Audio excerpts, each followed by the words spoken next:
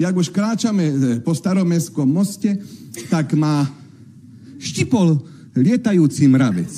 Ktorý nové, že vletel a štipol ma a ja som akože, že joj, tak som akože joj.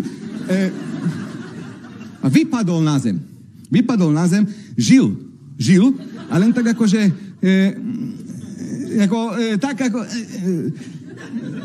vyzerá, že sa mu nechce lietať. A iba tak akože, a ja som ho sa snažil zachrániť, že som ho dal, že na bok a tak. Ináč viete, prečo majú vôbec mravce krídla? Vie to z niekto z vás? Ja vám to vysvetlím.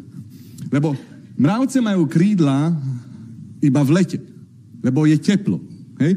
A Pán Boh má raz za 1000 rokov takú poradu. A so svojimi tými pracovníkmi. A ten jeden mravec, on prosil ho, že prosím, je nám teplo, urob dačo. A tak Pán Boh povedal, že hej, dajte všetkým mravcom kroksy. A potom Boží účtovník sa prihlásil, ale nie, prestaňte, však mravcov je viac ako ľudí, to by bolo strašne drahé, dajme im radšej krídla. A preto vlastne mravce majú krídla.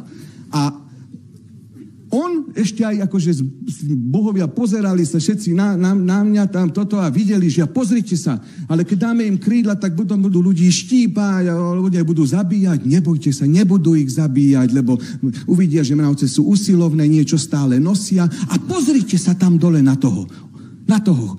Snaží sa ho zachrániť. To je Satmári. Boh na mňa, ne?